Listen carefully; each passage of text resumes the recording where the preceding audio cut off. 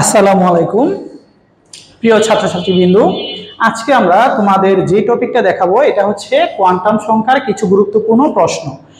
আমরা গত ক্লাসেও তোমাদেরকে কোয়ান্টাম সংখ্যার কিছু প্রশ্ন এবং তার সমাধান দেখিয়েছিলাম। আজকেও ধারাবাহিকভাবে কোয়ান্টাম সংখ্যার কিছু ইম্পর্টেন্ট প্রশ্ন দেখানো হবে। আমরা এই জায়গায় কয়েকটা প্রশ্ন নিয়েছি, 6টা প্রশ্নের অ্যান্সার আজকে দিব। দেখো প্রথমে কি লেখা আছে, সর্বোচ্চ কতটি ইলেকট্রন রয়েছে। আমরা এটা প্রত্যেকটা প্রশ্নের জন্যই থাকবে সর্বোচ্চ কতটি ইলেকট্রন রয়েছে। আচ্ছা, প্রথম প্রশ্নে দেখো কি বলা আছে, n = 3 এবং l = 0 হলে n মানে কি প্রধান কোয়ান্টাম সংখ্যা, প্রধান কোয়ান্টাম সংখ্যার মান 3 এবং সহকারী কোয়ান্টাম সংখ্যা l এর মান 0 হলে সর্বোচ্চ কয়টি ইলেকট্রন থাকতে পারে এটা আমাদের বের করতে হবে। আচ্ছা, তার আগে আমরা উপশক্তি স্তর এবং l এর মান এটা আমাদের জানতে হবে। উপশক্তি স্তর যদি s হয় l এর মান হয় 0, উপশক্তি স্তর যদি p হয় l এর মান হবে 1, উপশক্তি স্তর d হলে l এর মান হবে 2, উপশক্তি স্তর f হলে l এর মান হবে 3। এই বেসিক কথাটা আমাদের জানতে হবে। আচ্ছা, এখন দেখো n = 3 এবং l = 0 হলে কি হয়। আচ্ছা, n = 3 মানে প্রধান কোয়ান্টাম সংখ্যা n এর মান হবে 3, প্রধান কোয়ান্টাম সংখ্যা n এর মান হবে 3। আর l = 0 মানে হচ্ছে s উপশক্তি স্তর। আচ্ছা, 3s আমরা জানি 3s উপশক্তি স্তরে মানে 3s উপশক্তি স্তরে একটি অরবিটাল রয়েছে, এটা হচ্ছে s অরবিটাল, আর প্রতিটি অরবিটালে দুইটি ইলেকট্রন থাকে। তাই 3s এর মধ্যে কি সর্বোচ্চ দুইটি ইলেকট্রন থাকতে পারে। তাহলে প্রথম কোশ্চেনের জন্য n = 3 এবং l = 0 হলে সর্বোচ্চ কয়টি ইলেকট্রন থাকবে, দুইটি ইলেকট্রন থাকবে। আচ্ছা, তারপর 2 নম্বর কোশ্চেন দেখো, এটা হচ্ছে প্রথম প্রশ্নের অ্যানসার ছিল। দ্বিতীয় কোশ্চেনটা কি, দ্বিতীয় কোশ্চেনটা হচ্ছে যদি n = 3 হয় এবং s = -½ হয় তাহলে কয়টি ইলেকট্রন থাকবে সর্বোচ্চ। আচ্ছা, n = 3 তৃতীয় শক্তি স্তর আর s এর মান ½। আচ্ছা, তৃতীয় শক্তি স্তরে কি কি থাকতে পারে, 3s থাকতে পারে, 3p থাকতে পারে, 3d। আমরা জানি s এর মধ্যে ইলেকট্রন থাকতে পারে সর্বোচ্চ 2টি, p এর মধ্যে ইলেকট্রন থাকতে পারে সর্বোচ্চ 6টি, d এর মধ্যে সর্বোচ্চ ইলেকট্রন থাকতে পারে 10টি। আচ্ছা, এই যে s অরবিটালে দুইটি ইলেকট্রন রয়েছে, একটি হবে +½ আর একটি হবে -½ তার মানে আমাদের বের করতে হবে কি s = -½ মানে স্পিন কোয়ান্টাম সংখ্যা -½ এর জন্য কয়টি ইলেকট্রন থাকবে।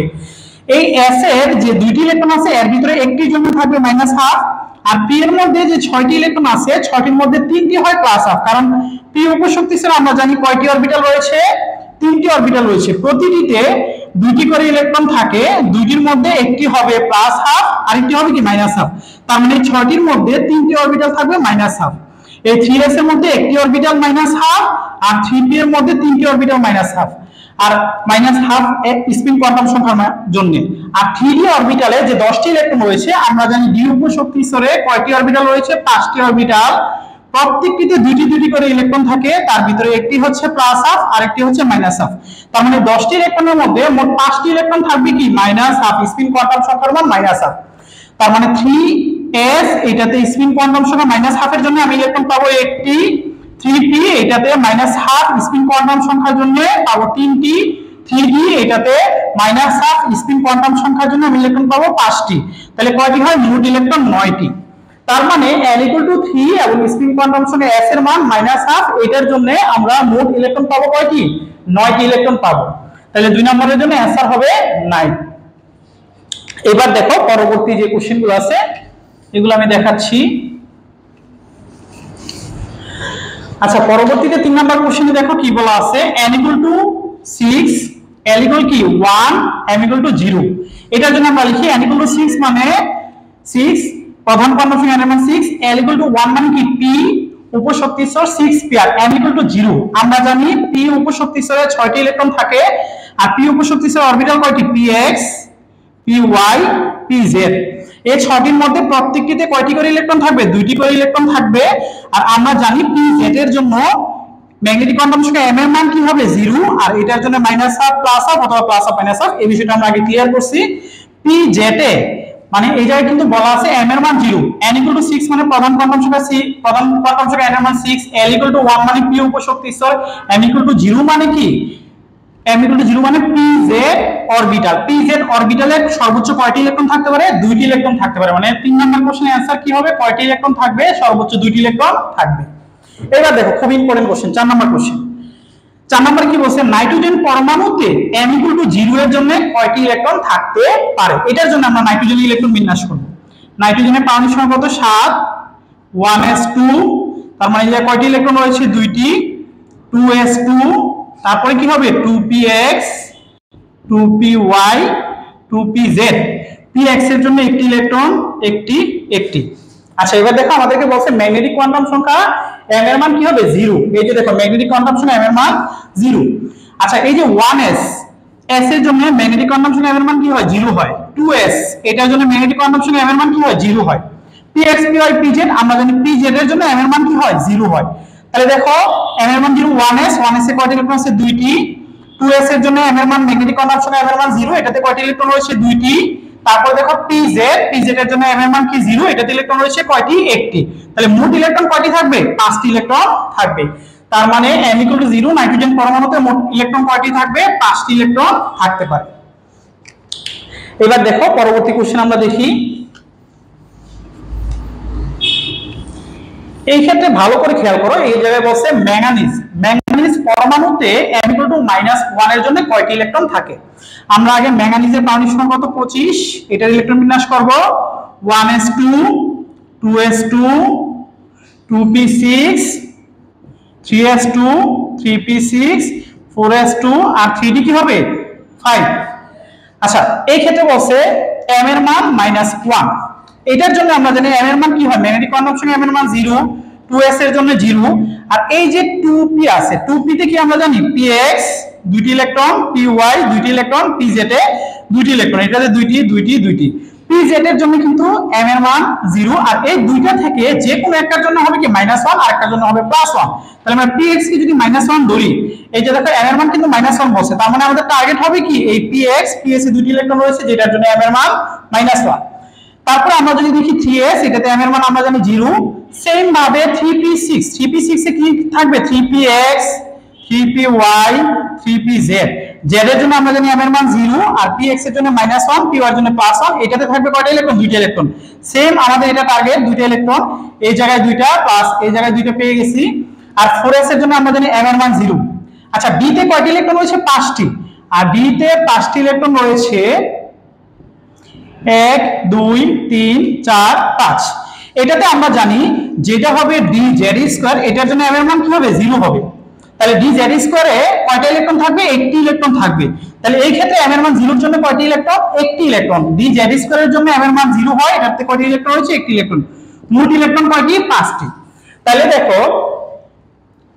ম্যাঙ্গানিজ 25 এর ইলেকট্রন বিন্যাসে m = -1 এর জন্য মোট ইলেকট্রন কয়টি থাকে 5টি থাকে আমরা কিভাবে বের করছি দেখো টোটালটা ইলেকট্রন বিন্যাস করলাম দেখলাম যে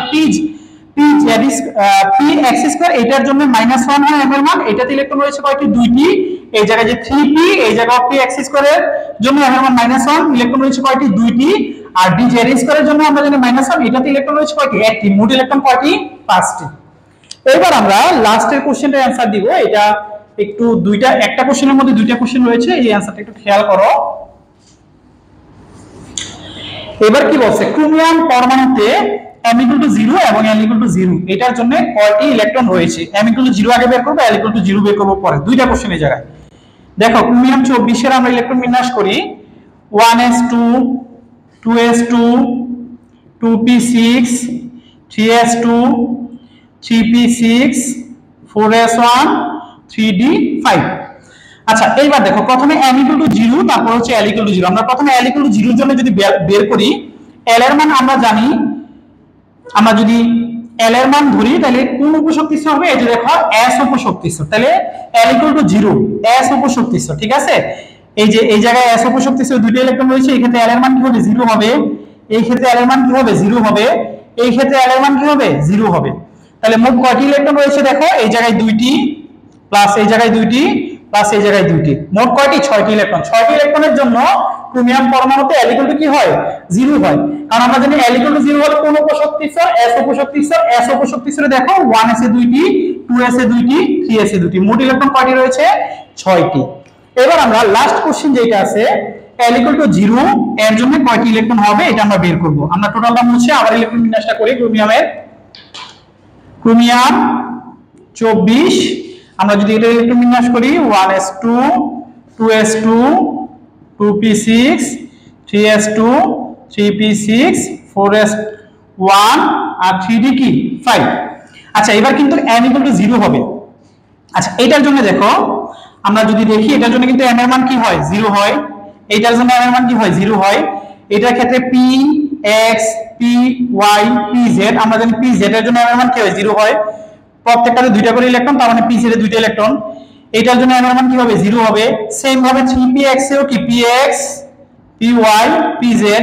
দুইটা করে ইলেকট্রন, pz এর জন্য m এর মান 0 হয়। 4s এর জন্য কি m এর মান 0 হবে। আর 3d তে আমরা জানি d